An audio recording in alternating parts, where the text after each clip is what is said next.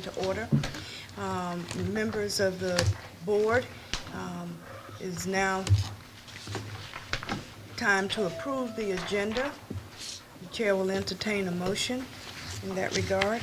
Madam Chair, Mrs. Powell, I move we approve the agenda for tonight's school board meeting of November 20th, 2017. Second. it has been moved and properly seconded that we approve the agenda as presented. Is there any discussion? Hearing none, all in favor of the motion, let it be known by the sign of aye. Aye. Those opposed, nay.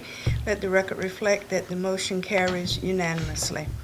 Mrs. Boyette, if you would lead us in a pledge of allegiance followed by a moment of silence, and if the audience would join us, please. I pledge allegiance to the flag of the United States of America and to the republic for which it stands, one nation, under God, indivisible, with liberty and justice for all.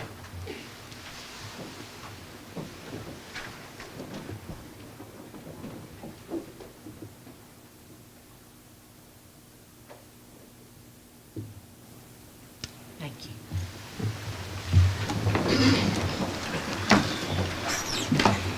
Members of the board, we have two sets of minutes that are in need of approval. The minutes of October 16th, our regular board meeting, and the meeting of October the 23rd, 2017, which was a special meeting, a work session, which was actually our last master board training session.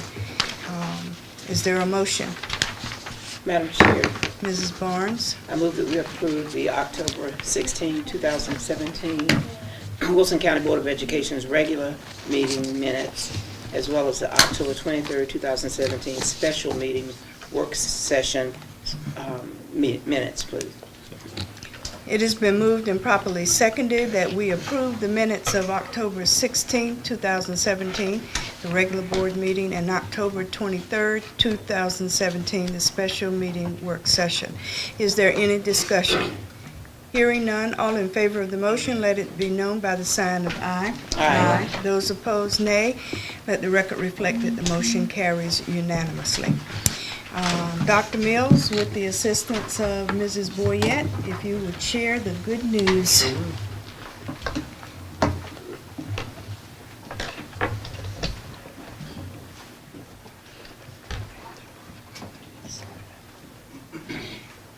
You need to slide this. They need to get back.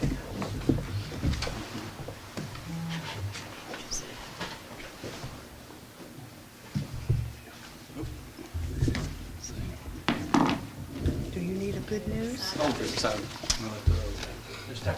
Good morning. Got some Let's go. Yes, you need this too? No. I had so much up there already. Okay. We've got so many awards tonight, it's hard to keep up with them, which is a good problem to have. I could ask Mr. Maurice Barnes and Ms. Jennifer Watson to come up. Yeah. Let's point it.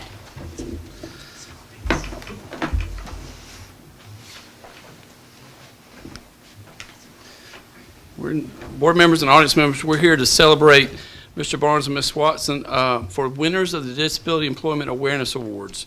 They received two of the top awards at the Wilson Committee for Persons with Disabilities luncheon on October 19th. Mr. Barnes was awarded the Professional of the Year Award for motivating students and collaborating with community groups, colleges, and parents to provide support and advocacy. He works with a diverse population of students at Daniels and with the Gentleman's Agreement, who have a range of challenges that the committee recognizes as exceptionalities. Ms. Watson was busy as well. She was awarded the Educator of the Year Award for setting high expectations for her students and always showing them love and devotion. She teaches the students who have the most severe needs in the county at the middle school level and is committed to meeting their physical, emotional, and educational needs. Ms. Watson plans creative lessons and also utilizes technology to engage her students who are all nonverbal. We applaud you for all you've done for our students and for our district, and for your recognitions. It's very well deserved. Thank you. Good picture. Is there anybody you'd like to recognize you might have brought with you? Well, that's always good to recognize. You're solo tonight. Fair enough. Congratulations again. All right. Isabel. And then we have their artwork too. That's the one here. If I could ask Samantha Williams from Elm City Elementary and Isabel Daniels from Lee Woodard Elementary to come up front. Yes, ma'am, come on up. Samantha. Come on up. I need to tell y'all a few things.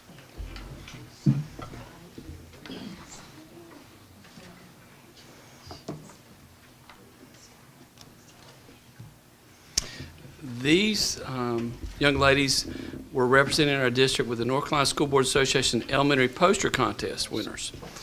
Samantha from Elm City, I want to show everyone, she received a third place for Wilson County Schools for the School Board Association with her artwork and also this ribbon. So Samantha, I need to give them this right here. And Isabel got honorable mention. This one's yours. Can you hold it there for us? Can they show them over their heads? I think so. We've got all the time in the world. I'll hold this for you a second. And No, you she's hold them up hiding. real high so everybody can see them over their heads. All right, so we want to congratulate these two young ladies on their excellent artistic skills, as you can see. The North Carolina School Board Association holds a poster contest every year asking students to depict the great things about public schools. Samantha won third place in the K2 category, as you can tell, and Isabel won honorable mention in the 3-5 category. These posters were on display at the recent North Carolina School Board Association conference, and it was wonderful to see the representation from our district. We have some certificates for you. We've got those, and I wanted to tell you, and so you can tell your parents, we're also having your artwork framed. It will be ready. They've got nameplates that are coming up. With the holiday, we had trouble getting everything done because we just found out last week. So when we get those done in the next few weeks, we'll deliver them to your school so you can take those home and make sure they're all wrapped up good so we can get them home. But those are yours to take back with you tonight. And also, Samantha, since you were a third place winner, this is from the North Carolina School Board Association. It's kind of heavy, and there's some good stuff in here. So this is yours to take home tonight as well. So congratulations, you did a great job, both of you.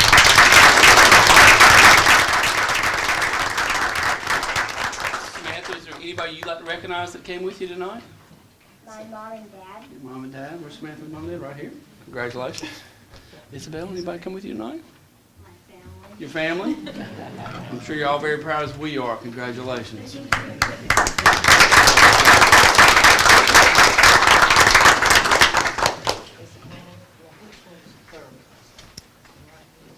Yes. Got it?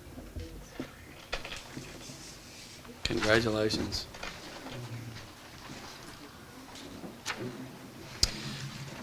I would like to interject one at this time. This was a unanticipated award for our school system, which we're very proud of and very deserving. I'd like to ask Mr. Eric Davis and Mr. Maurice Barnes to come forward, please, and let's tell a little bit about them.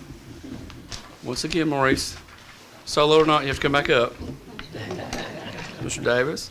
At the North Carolina School Board Association, the Gentleman's Agreement group that these two gentlemen work with in our county received an honorable mention for the 2017 Award for Excellence in Educational Programs. Of course, we think they should have won, and we're still upset about that, but we're coping. And we wanted to recognize you for all the work that you did as well, and the recognition you bring to the system, but the difference you're making in those students' lives every day. So congratulations.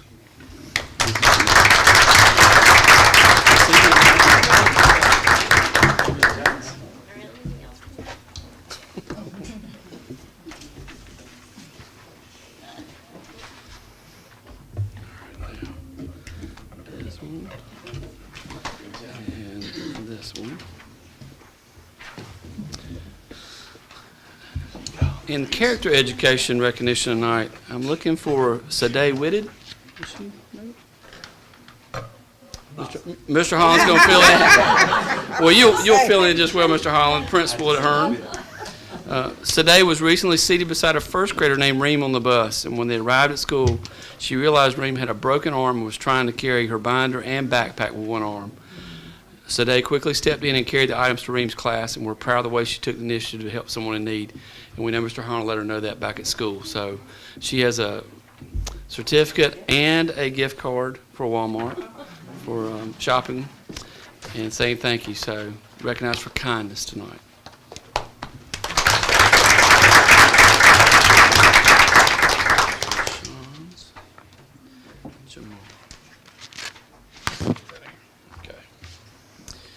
Again, in character education, I'm looking for LaShawn Hall and Jamar Blow.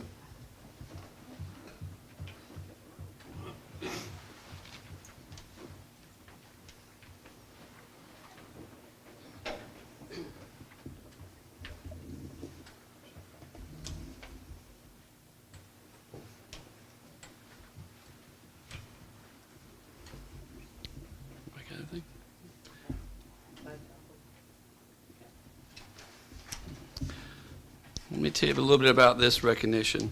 Ms. Hall is a teacher assistant at Gardner's Elementary, and she recently took quick action when Jamar was choking. Jamar's in kindergarten, and we know this was a scary moment for him.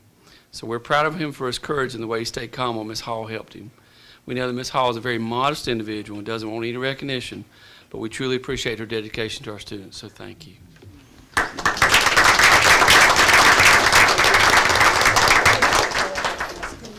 You got your daughter and your school family recognizing? I just want to thank Mr. County Schools for providing the CPR certified class. Yes, ma'am.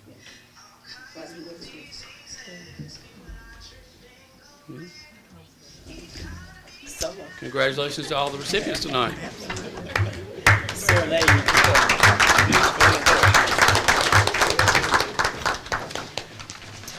It is always so awesome to hear the good news. Next on the agenda is the chairman's report, and members of the board. Well, I'll give those that are exiting a moment to do so.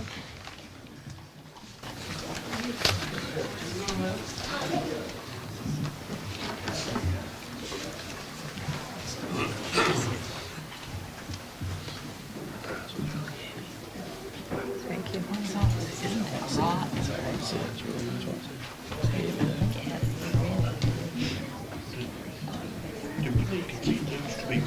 We've Yeah, already got they've copies. already got copies. Okay, we need copies on Yeah, already. photographic paper. They already have. Yes, sir. All right, under the chairman's report, we again thank Chick-fil-A for providing cups and cookies for our Smart Cookies program. On November the 1st at Elm City Elementary, Sonia Hayes' second grade class was recognized. Mrs. Powell, we thank you for attending that. And please note that this was a surprise for Ms. Hayes before she started extended leave to spend time with her husband, Scott Hayes. Our community has followed his battle with ALS, and our thoughts and prayers are with him and his family. We do have an upcoming Smart Cookies program on January the 9th at 2 p.m. at Lee Woodard. So if there's anybody available for the Smart Cookies on the 9th at 2 o'clock at Lee Woodard, please. Mr. Mercer has volunteered, Ms. Lynch. So we thank you for that. We have a letter from the county commissioners that was placed at your seat. I do believe that thanks us for the evening and the recognition that we provided to them in regard to our facility upgrades on October the 27th. This is from Bobby Jones, the chair of the county commission. I think all of you have a copy of that, so it won't be necessary for me to read that. We do have a progress report for our Keenan Fellows. The last board meeting or so, we did have those fellows presented to us, and they have provided a progress report for Will Edwards from Hunt High School. And if you do not have a copy of that at your place, you do have one. So you can read his updated information.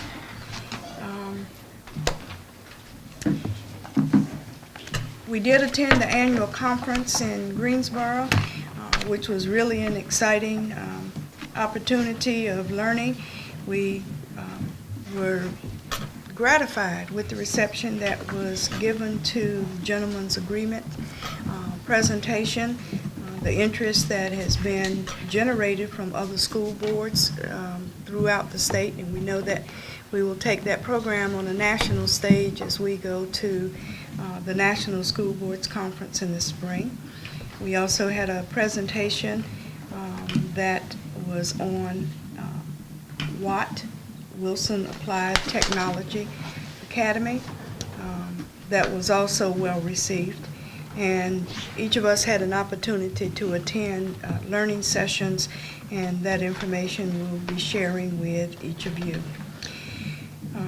I'd like to recognize one of our own who has pursued their doctoral degree, and I understand that Mrs. Pamela Walthall, the principal at Vic Elementary, is now Dr. Pamela Walthall. And she recently defended her dissertation at East Carolina University. And my last portion of my report is to wish everybody a happy Thanksgiving holiday. In a couple of days, we will be out. The years are just going by so quickly.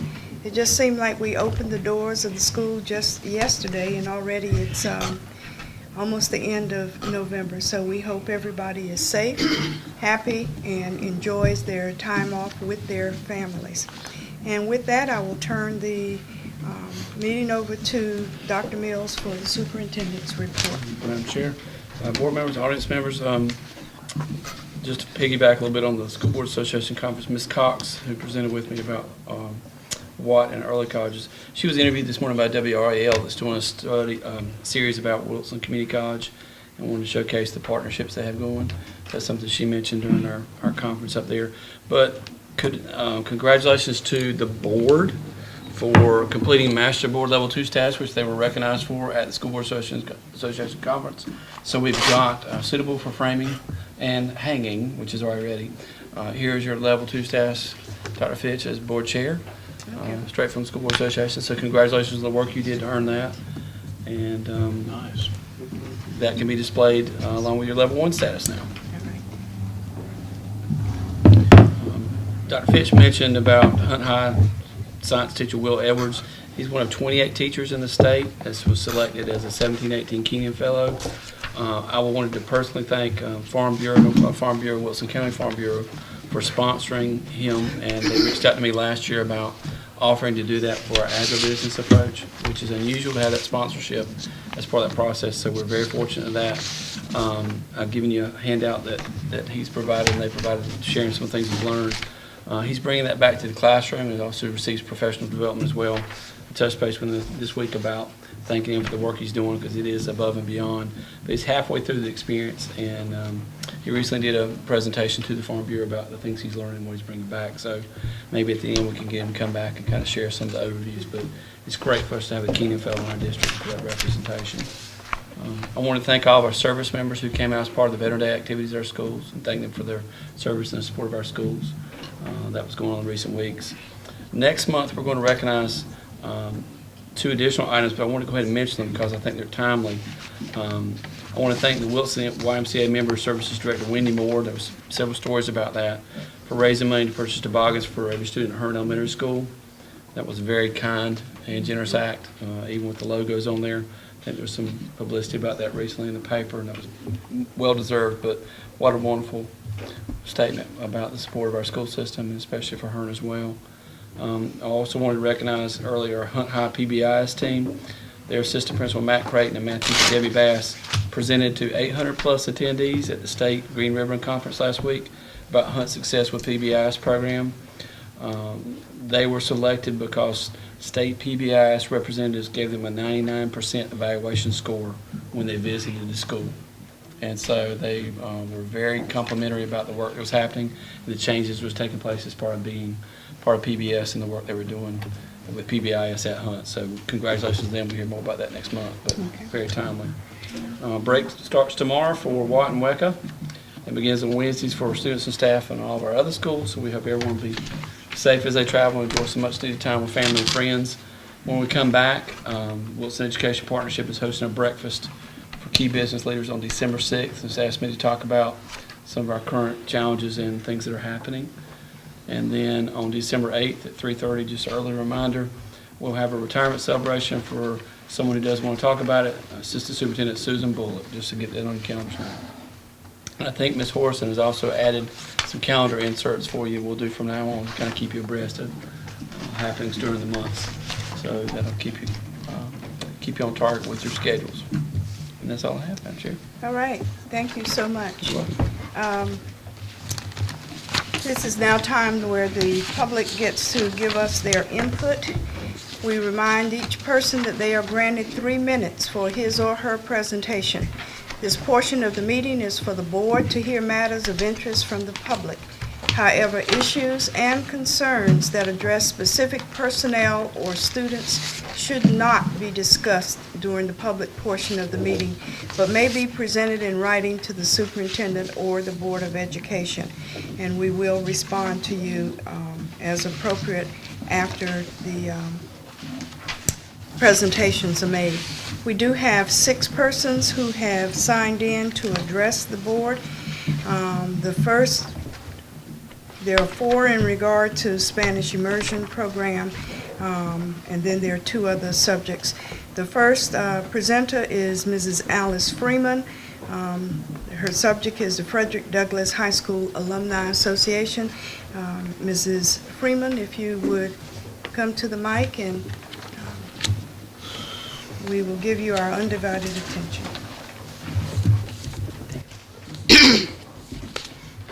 Madam Chair, members of the board, Dr. Mills, throughout his life, Frederick Douglass emphasized the importance of education. It is for this reason the new school built in Elm City in 1939 for children of color was named Frederick Douglass High School. In 1969, with integration, the school was converted to an elementary school and renamed Elm City Elementary. It was the only school in the county to lose its name to accommodate integration. Others kept their names through the transition: Springfield, Spate, Darden, Lee, Woodard, Fike.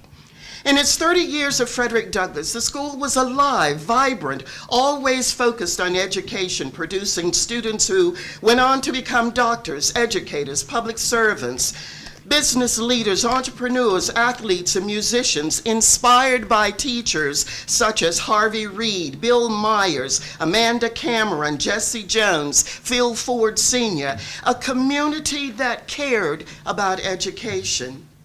In 1974, 5 years after the close of Frederick Douglass High, the Frederick Douglass High School Alumni Association was formed with the purpose of staying connected and carrying on the tradition of educating young people. After 43 years, the Alumni Association is stronger than ever, with nearly 200 members in 4 chapters nationally. During this time, we have awarded nearly $300,000 in scholarships to young people going to college. We're involved in outreach, making a contribution annually to both Elm City Elementary and Elm City Middle School. We raised $7,000 to supplement fundraising efforts in conjunction with others to be used for curtains for the elementary school auditorium. Our members volunteer in the community, such as the after-school tutoring on early release days. In the packet of information which I will leave with you, please note some of the many contributions this 501c3 organization has made and continues to make to this community, including contributions to the Gentleman's Agreement and the Roundhouse and many others. We are committed to the education of Wilson County's young people. We would like to continue to do it in the name of what inspires us, Frederick Douglass.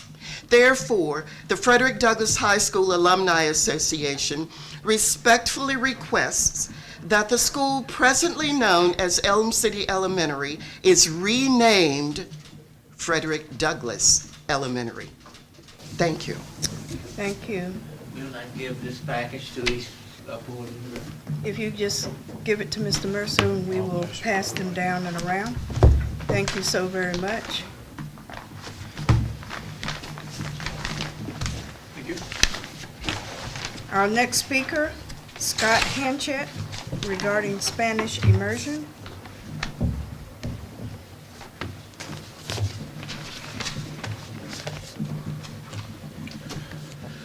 Good evening. It's nice to evening. see you all again. Hope you all are anticipating and will experience a very nice Thanksgiving holiday in the next coming days. And safe travels to everyone. I'm again asking about Spanish immersion. If you will recall, back in September, I asked about Spanish immersion and asked about the future plans. I did receive a letter back in September. I will provide a copy of this letter to you when I finish my discussion up here. But it states in the last paragraph, will be evaluated on a yearly basis, and as more information becomes available, parents will be updated. We value and appreciate your input. I'd like to specifically ask about the evaluation process that is going to be in place for Spanish immersion and when that will occur. I'm also greatly concerned about what the next steps are for Spanish immersion. I currently have a daughter who's in the 3rd grade, who's in the combination 3rd and 4th grade together. We've lost approximately half of the 4th grade Spanish immersion class. They've been moved from Hearn to Wells and now to Elm City. And I'm concerned what's going to happen when they matriculate out of elementary school, move to middle school. What are the next plans for Spanish immersion? I'd like to hear plans from that. I know that's being evaluated, but this is something we need to have discussions about now. We can't wait until the spring because, you know, it takes time and effort to make these decisions occur. I'm currently on a board and organization with 900 members in Raleigh. I serve as the president, so I understand and I know exactly what you go through. So, and, you know, decisions are not made today. It takes a while to talk about them, discuss them, and get a valued measure of opinion with them. So we need to have these discussions now and start building upon our success. I also would like to ask about what the promotion plan is for Spanish immersion coming up. You know, what is the plan for, and what is the budget for publicity of Spanish immersion to all the people who will be entering kindergarten in the 2018-2019 school year? Thank you very much for your time and attention. Thank you, Mr. Hanchett. Give this to Mr. Mercer. Yes, if you would. Thank you. Thank you. Okay.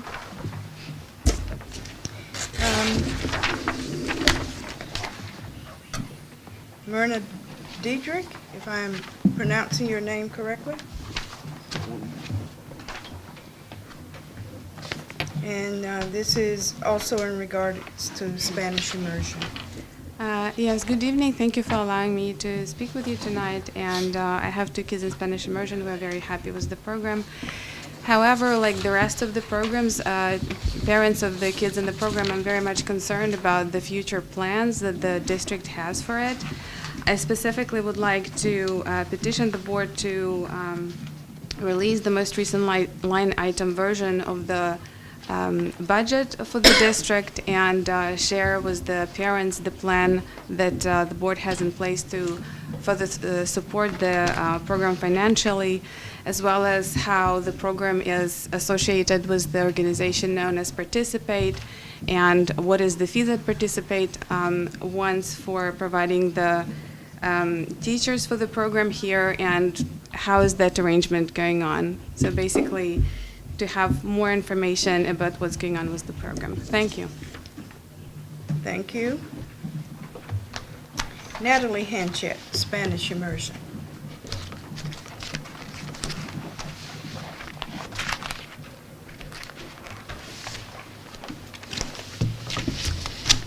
Good evening.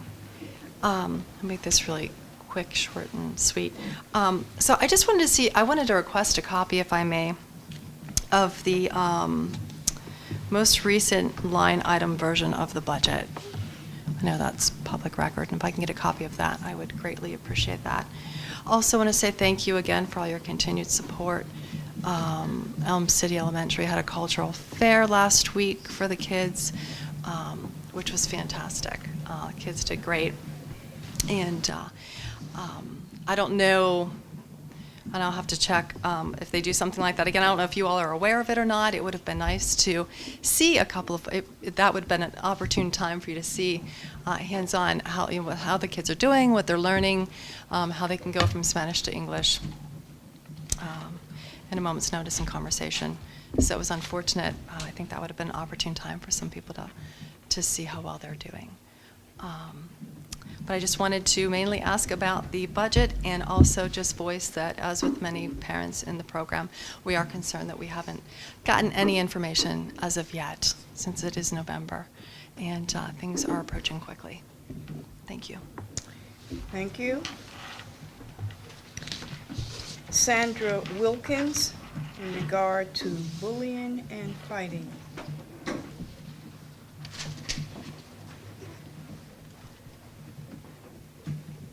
Hello, good evening. Good evening. My concern is mostly with, there's been a lot of bullying and a lot of fighting in our schools lately. My daughter's school, Toys Not, it's been a lot. I've even seen videos where there are no teachers around and there is fighting and jumping.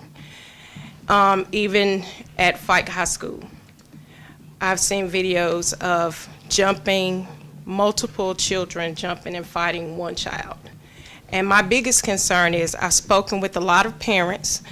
I've talked with even some of the kids.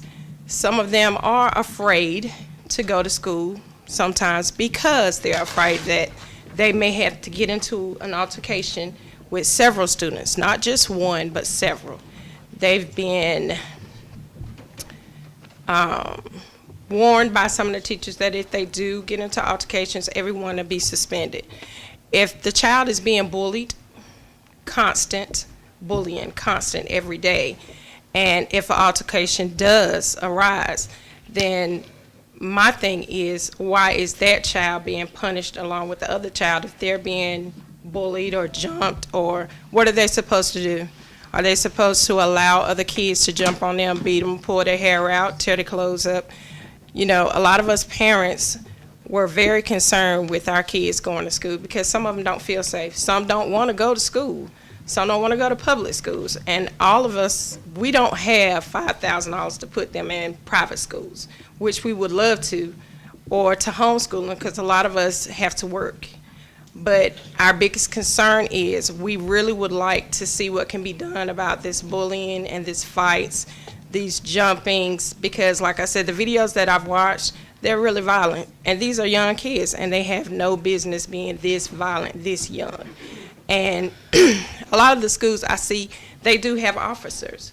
And the officers are concerned, and they do care about the kids, and they try. They can't be everywhere at one time. But we want to know what else can be done and what can be done about the kids who are the victims, because they are going through a lot of psychological things as well. Other than just being bullied, a lot of it is psychological. They don't want to come to the schools. So we just want to know what can be done and what can be done quickly, if it can be done quickly. But we are very concerned about these kids. They can't learn if they're afraid to go to school. So if y'all can really try to do something to help us parents to get something done at the schools, send us something, we really appreciate it. Okay, thank you. Thank you. And the sixth speaker is Susan Moss regarding Spanish immersion. Buenas noches. I would be remiss not to say thank you, especially during this Thanksgiving season. What the Spanish immersion program, along with Wilson County, is doing for our kids is phenomenal. You are preparing our children for the global marketplace, and this has become a global marketplace. You're giving them confidence that they wouldn't have otherwise. My child, I was trying to prepare her to do something one day, and I said, don't we need to go over this? Don't we? She said, Mom, I'm not bilingual, I'm biliterate. You guys are doing that. Thanks. And I feel that many other kids need to have the same opportunity. This is an opportunity that a lot of metropolitan areas don't have, and we are doing this for our local children. My question is, how are we publicizing this to others who would appreciate it as much as I would? I do. How can we as parents help publicize this? And what are the assessments? Are there going to be any assessments done for these kids in order to admit them into the program? How is that working out in all of this? And once again, I'd like to say thank you. Thank you very much. For the members of the community and for the board, in order to help to resolve the issues or consider which of the actions is most appropriate, we're going to ask you to help us determine, A, are you going to direct the chairman to respond to the concern on behalf of the board? Do we direct the administration to respond to the concern? Is this to be a matter referred to a board committee? Will we refer the matter to the administration, or will these items be placed as a matter of concern on the agenda for a future meeting? What is your pleasure at this point? We have four who spoke on regards of Spanish immersion, one on renaming of Elm City Elementary to Frederick Douglass Elementary, and the other speaker addressing an issue of bullying and fighting.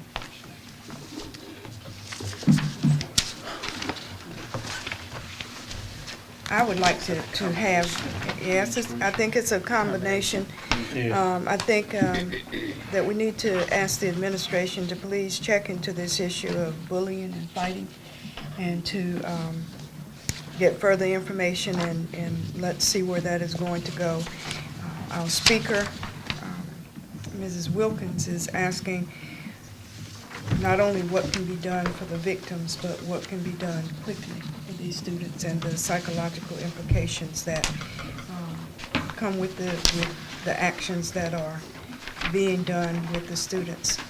So, Dr. Mills, I think it probably is the consensus of the board that we send this matter to you and the administration for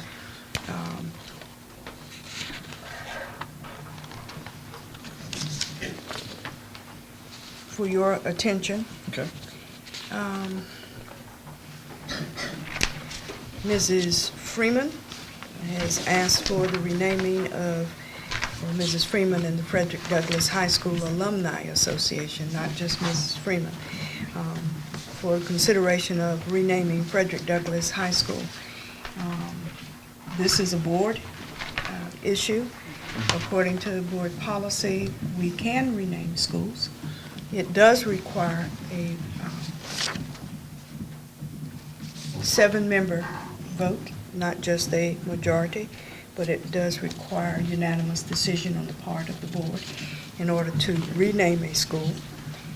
So we would need to have some conversation.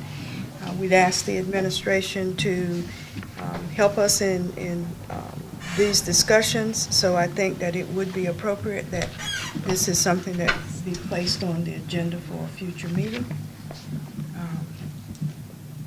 And of course, that is not something that will happen overnight. We are in the middle of a school year currently. But if the board members are in agreement that we place this for consideration at a future time, we can do that. All right. And then we have 4 persons who are speaking in regard to Spanish immersion. The central theme to their comments, many are looking to see line item budget amounts. They are also looking for information on planning. They are looking for information on the evaluation process and the assessment for those who would be coming into the program in the future. They are looking for consideration for expansion beyond the K-5 program going into middle school. And they do thank us for having dealt with the program this far. They're also interested in marketing for the program. and the publicizing of the program. Also, how they as parents can be involved in the publicizing. So that's a lot of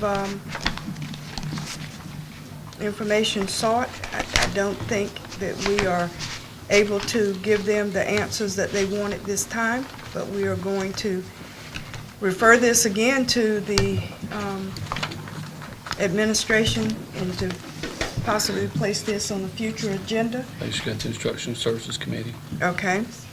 So this will be placed on the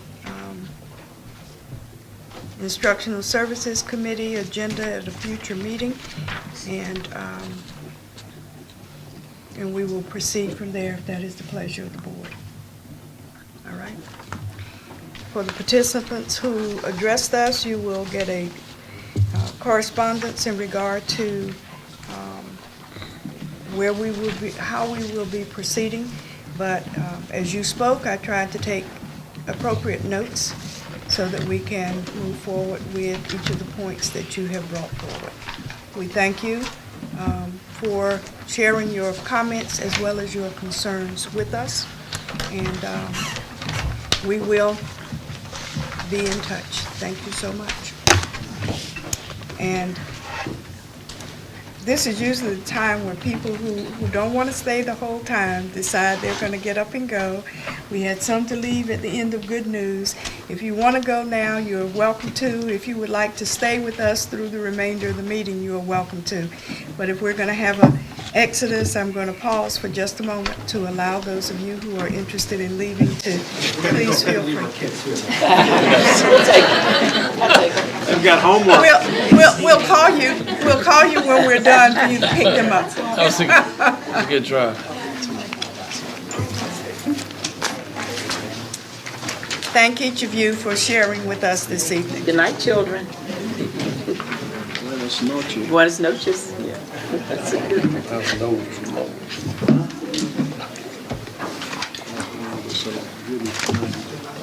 Nighty night away. And you say it loud. Loud. Very loud. That helps. All right, we are now at the point of our committee meetings and committee reports, beginning with the Accountability and Technology Committee. Mrs. Barnes. Madam Chair, members of the board, the Accountability and Technology Committee met with the administration this morning at 9:30 a.m. Members present were Ms. Powell, Mr. Mercer, administrators present, Dr. Mills, our superintendent, Mr. Cyrus, Ms. Malloy, and joining us was Dr. Fitch and Mrs. Boyette. There were 3 agenda items on our agenda. The first was the Technology and Education Program, which is a new policy, Policy 3320, which was a first read. The second agenda item was membership enrollment data, and the third was address verification. Let me begin with the Technology and Education Program, which is the new policy 3320, and a little bit of background. In 2013, the North Carolina General Assembly passed House Bill 23, which called on the State Board of Education to develop digital and learning competencies that prepares our instructional staff to utilize digital tools and resources that are based on the North Carolina learning competencies. These competencies have now been approved by the State Board of Education as a part of our licensure renewal for teachers and administrators that will be effective June 1st, 2017. The policy itself outlines the selection of technology resources that will be used in a manner that is consistent with our school board policy and applicable laws. The policy explains how resources will be selected and how they must be compatible to the conditions of our networks and our other infrastructure resources. And of course, funding is always an issue, and there must be adequate funding budgeted to implement and support our technological resources and training of our staff. Especially noted was that our superintendent or his designee will oversee the development of our school district's development plan and assist with building level plans, and they already are in place in the schools. Especially, it was also noted that those who bring their own devices will be governed by our present board policy 5451, and those users will need to sign an additional acceptable use form. The devices will be inspected for compatibility with our network, and according to Mr. Malloy, I think we have only 7 at this time who bring their own devices. And they will make sure that they have antiviruses on them to protect our system. Lastly, as far as the plan is concerned, professional development has already been planned that will prepare our staff for their needed skills to provide high quality and integrated skills, and that will support our 21st century learning skills. And as I mentioned previously, this is a first read, which gives us an opportunity for any discussion and ask any pertinent questions. The committee was very pleased with the efforts that the team had in place for developing the new policy under the direction of Mr. Cyrus and Ms. Malloy. So I will stop now, Madam Chair, if there's any discussion before I talk about our other 2. All right. Are there any points or any questions in regard to this policy 3220, technology and educational programs? This is a first read. It will come back to us at the next board meeting for the second reading and action. But if there are any points or questions that you need to raise, if you would do so, share them with us at this time. Hearing none, Ms. Barnes? Our second agenda item was we were given membership and data enrollment information regarding our 20-day and 40-day enrollment.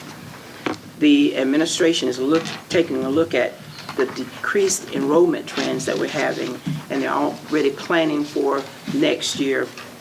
And the graphs that we had in our package gives us the information that we would need to be able to look at the enrollment trends.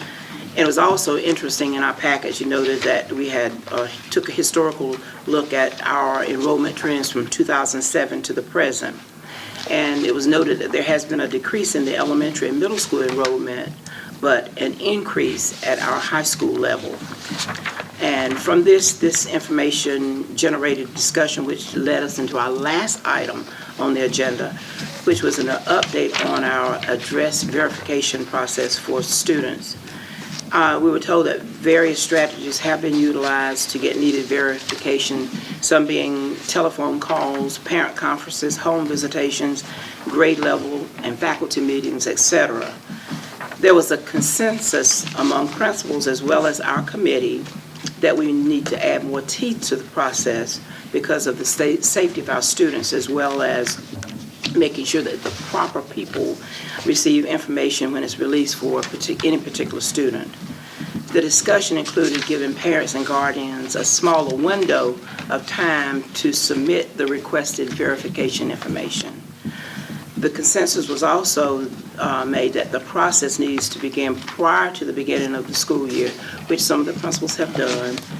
Other suggestions that were generated and they were generated today amongst the committee and will be shared with the principals.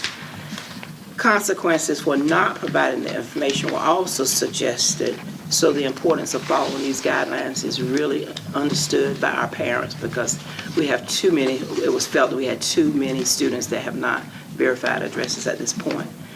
And the process and plan will be tightened. And that ends the report from the Accountability and Technology Committee. Members of the board, if there are any comments or questions that you have in regard to this portion of the committee's report, we would have you share them now. Please note that there was an update again to the address verification that Mr. Cyrus presented and placed with you just at the beginning of the meeting. There was one that came in the packet at the committee meeting. There was an updated version, so what he presented tonight was the third version, because there were a couple of errors in numbers due to the cell configuration on the report. And so that was corrected with the latest version of the address verification report. And if there are any other statements, questions, or comments that you would like to make and share with the committee and the board, we will hear those at this point. Hearing none?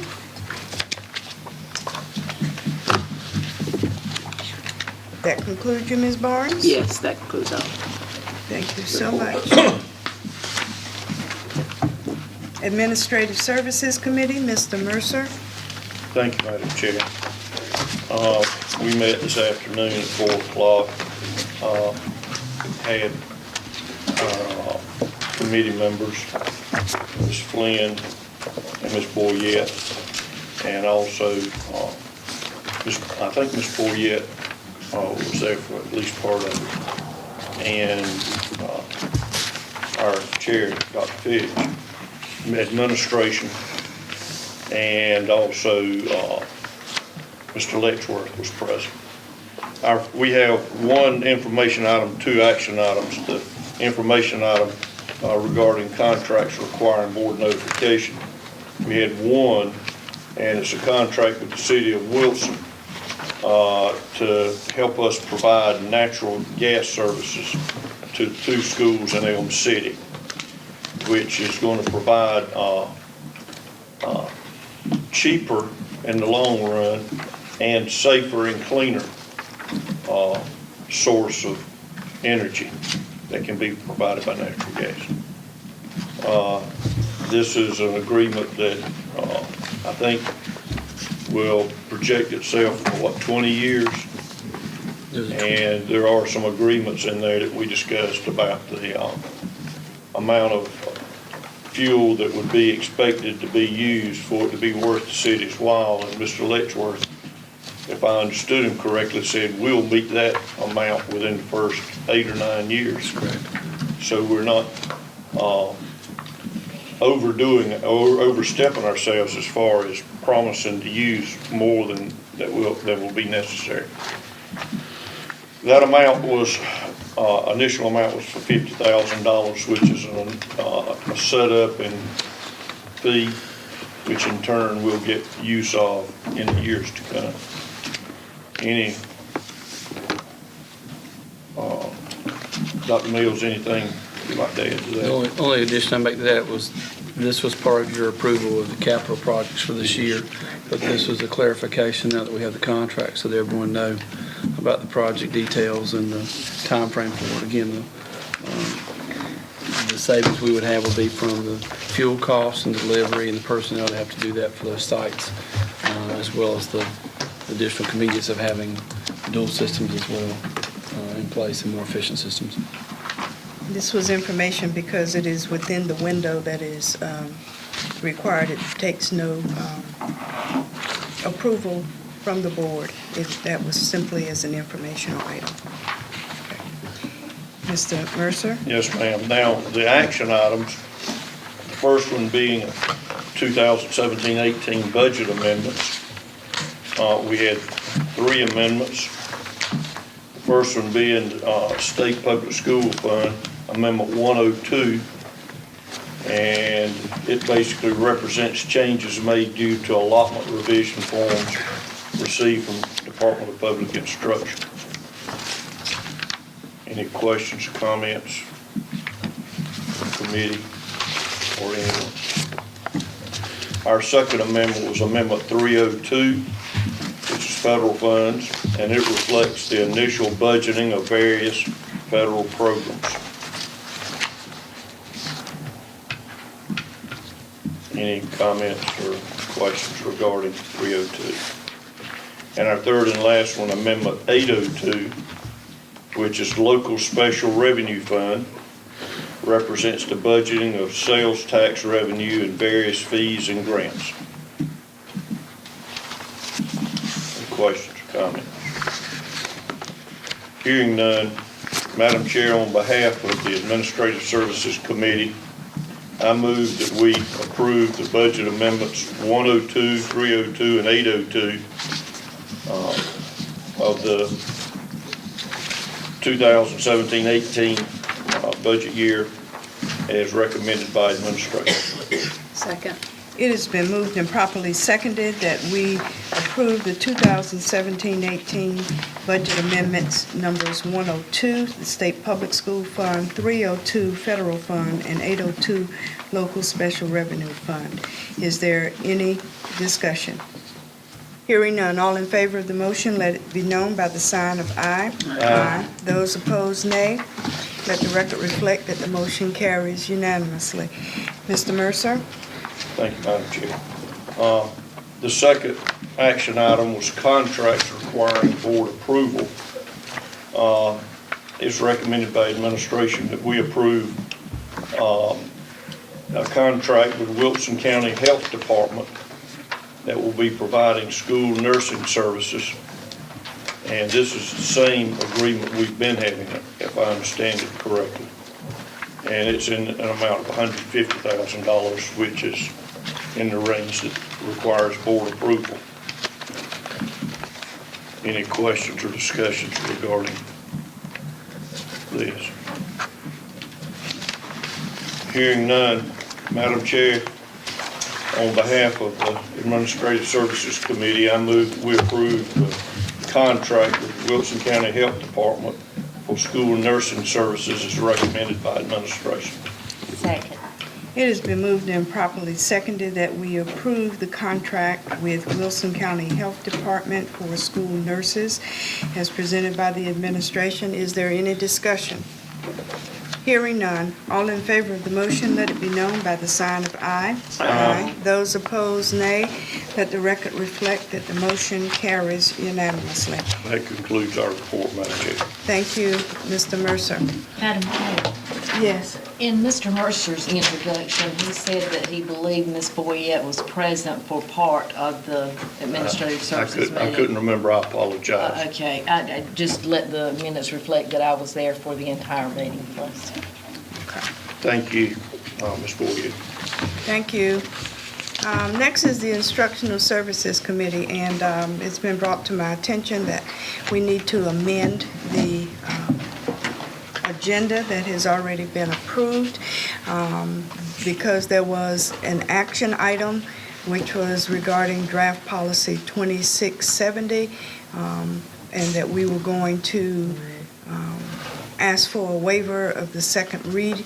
This policy is in regard to a business advisory council, which is mandated by the legislature. The board attorney has informed me that there are a couple of issues that need to be clarified and that we therefore not take action. So since we approved the agenda with that being an action item, we will need to have a motion to amend the agenda to remove this from action to information so that we can carry this item over to the next board meeting time, and that would still be well within the time frame as required by the legislature to have this in place. So the floor is open for a motion. Madam Chair, Mrs. Flynn? I move that we amend the agenda to move the current action item, draft policy 2670, to an information item. Second. It has been moved and properly seconded that we amend the agenda to put draft policy 2670 from action to information. Is there any discussion? Hearing none, all in favor of the motion, let it be known by the sign of aye. Aye. Those opposed, nay. Let the record reflect that the motion carries unanimously. So, under informational items for the Instructional Services Committee, which met this afternoon, the first item is regarding community resources. In working with this, and I think they're available for you, and if you do not have these in front of you, they shared these. These are parent involvement guides and resources that will allow our elementary and middle and those subjects at the secondary level which have EOCs and EOGs to set the pace for the parents to understand standards, for them to look at activities and guides that are usable, whether in literature, in math, in science at the 5th grade level. The math and the literature are K-3. The high school curriculums have their own. It gives them books to read, things with, depending on the grade level, dealing with fluency, the standards that are taught, technology resources. Each of these guides are available in the appropriate level within the school system at the school. They are also posted online so that parents have access.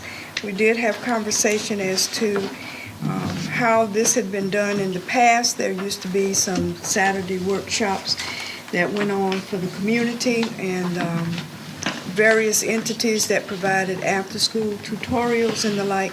And this is a comprehensive guide that is available that should be of benefit to our parents as they assist their students with the needs and the learning areas from grade level to grade level. Parts of this are already in Spanish. We did have the road maps for kindergarten and for the parents. So some of the information is already translated to Spanish, and that is needed otherwise will be done as well. They provided us copies so that we could have them available rather than craning our necks to see the screen at this point in time. So this was strictly an informational item, and we'll entertain any questions that you may have in regard to any of these resources that are available to you now and in the future. Copies will be available at the school level, because that question was asked very specifically. Any questions or comments? We thank the staff that were there for the hard work that has gone into making sure that these resources are available. And the item that we just moved from action to information is dealing with Business Advisory Council. Due to legislation that has been enacted, we find ourselves being required to have a Business Advisory Council.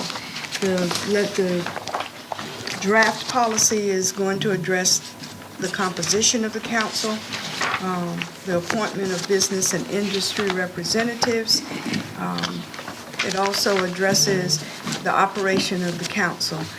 So if you have any questions in regard, you have a copy in red as well as a copy in black for ease of read.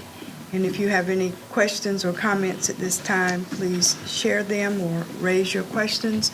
And legal counsel will work with us in clarifying any issues that were seen to arise so that we did not take action tonight. No questions at this point, then that concludes the Instructional Services Committee report. So, Mr. Farmer? It's my understanding we're going to have a presentation now on class size reporting, and I think that would be Mr. Davis, excuse me. Okay. All right, well, good evening. Good evening.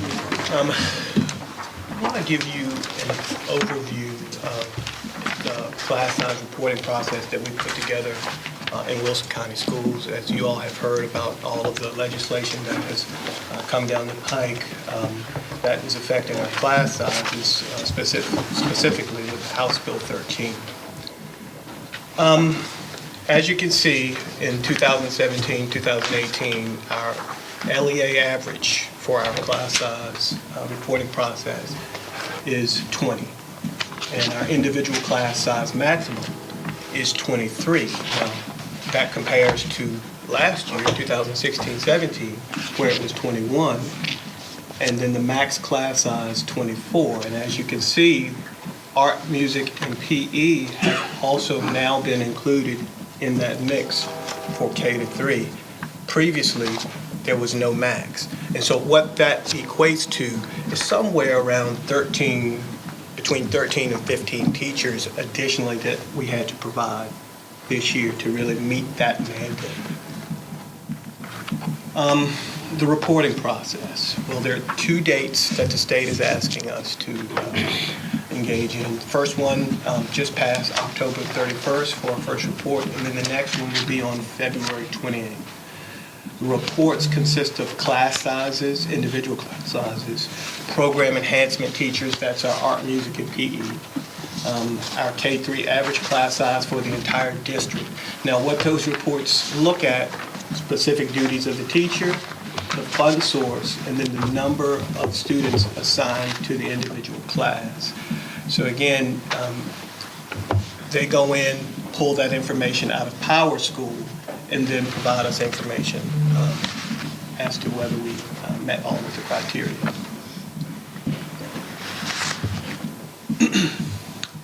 Now, that is just a copy of the affidavit that Dr. Mills will have to sign on December 15th. That's actually been changed from the initial date of October 31st, just letting us know that we're letting the state know that we are in compliance with all of the guidelines that have been put in place.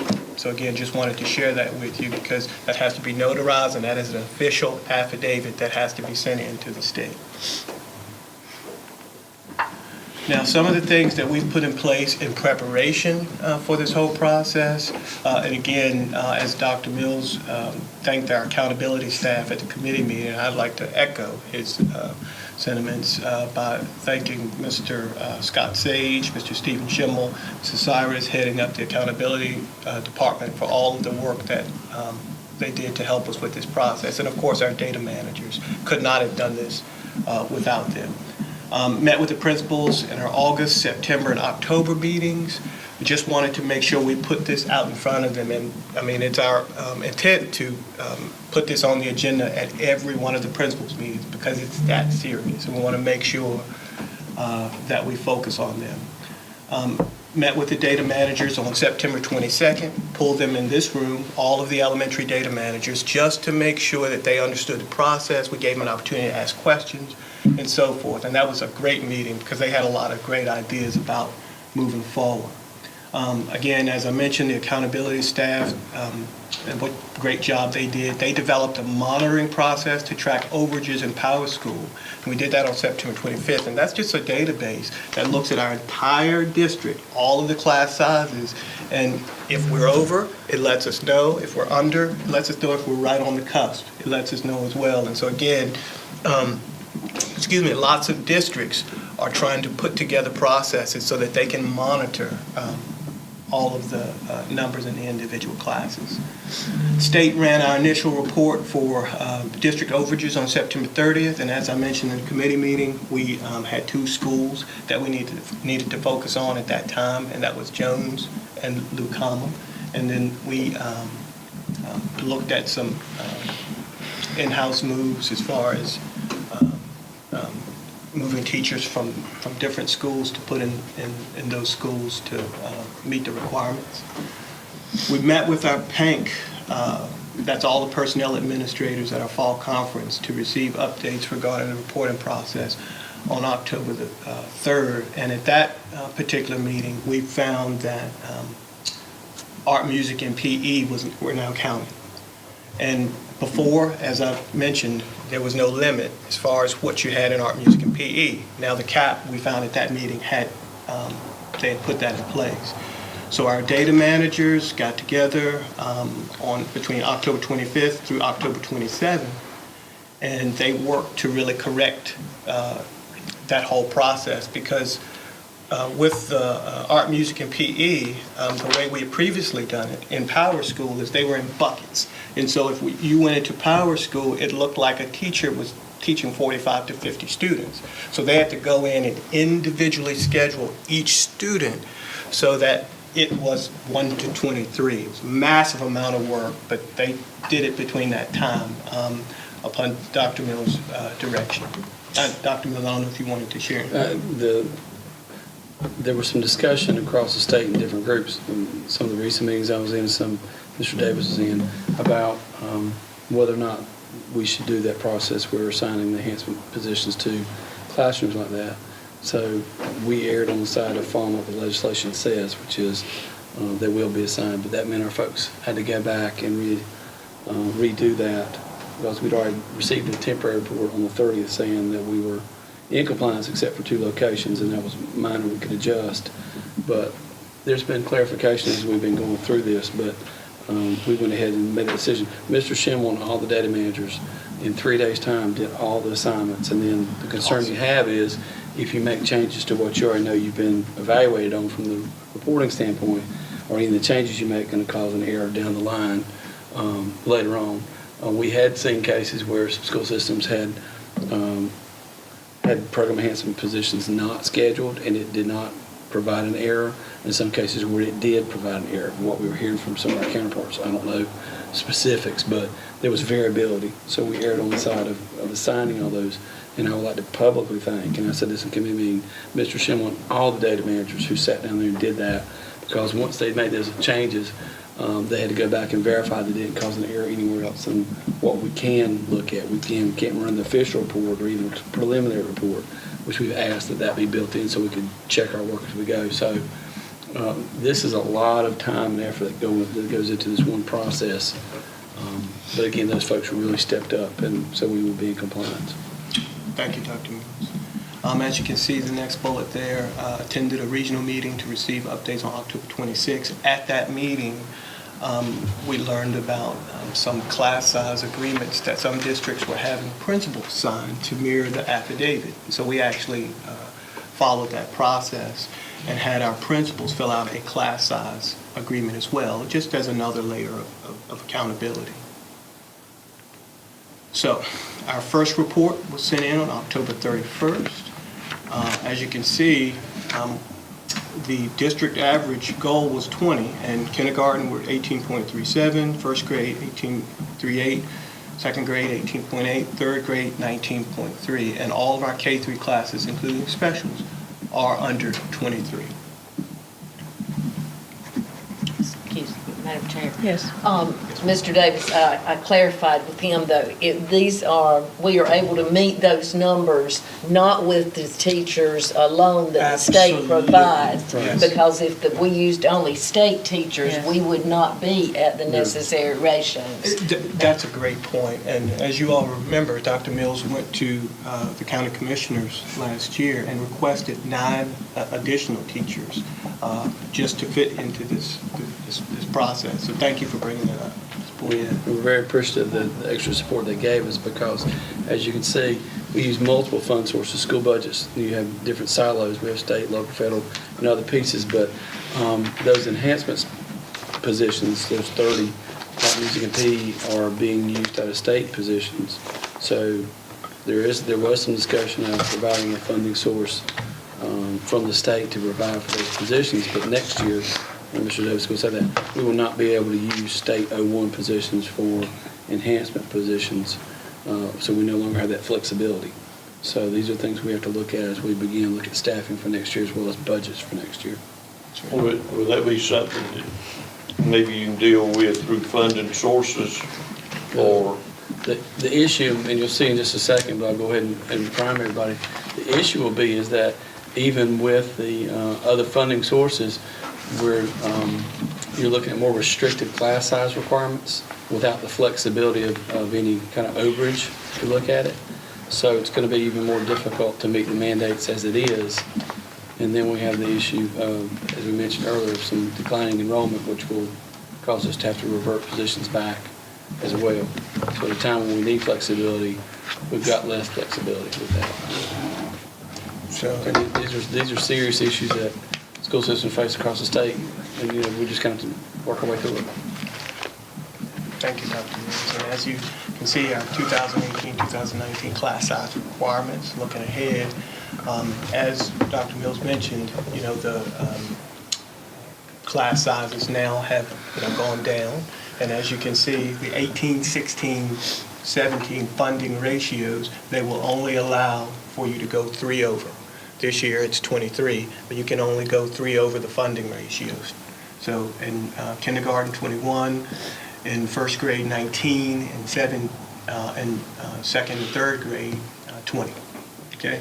Now, the max average class size is the funding ratio. So that 20 across the board this year, kindergarten, across the board is 18. First grade, 16. Second and third grade, 17. So, you know, if we were going on our numbers right now, We need to add teachers. yeah, we need to add teachers. And we had to add teachers to meet the mandate just this year. And as you can see, and as Dr. Mills mentioned, no program enhancement teachers can be generated from the teacher allotment next year. So.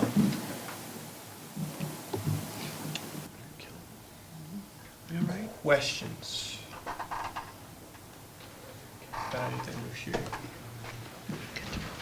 All right, we thank you for that information. Mr. Farmer?